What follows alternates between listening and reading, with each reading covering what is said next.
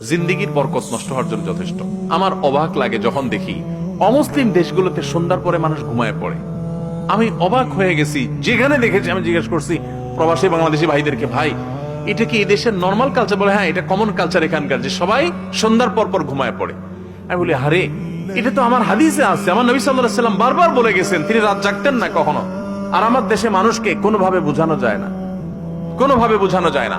শুধু আমার দেশ হলে একটা কথা, যত মুসলিম দেশ আছে বিশেষ করে মিডিল ইস্টের মানুষ তো আরো ভয়াবহ, তাদের রাত হয় রাত 12টা-1টার পর, আর আমার দেশে মানুষের রাত হয় রাত 9টার পর, ঠিক না? অফিস আদালত থেকে আইসা, দোকানপাট বন্ধ করে আইসা, কাজ কাম করে আইসা বাসায় জামা কাপড় খুলা, এশার নামাজটাকে যারা নামাজ পড়েন তারা বোঝা মনে করেন নামাজ পড়ে ফেলছেন, ঝামেলা শেষ।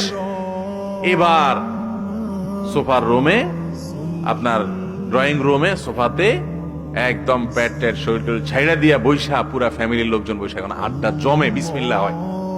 রাত 10টার পরে আড্ডার কি হয়? বিসমিল্লাহ হয়। এরপরে 11টা-12টার দিকে আস্তে আস্তে বিছানা যাও, তাও ওই আধা হাত একটা মোবাইল সাথে থাকে। এবার ওইটা আবার আধা ঘন্টা 1 ঘন্টা টিপতে থাকে। ভাইরা আমার,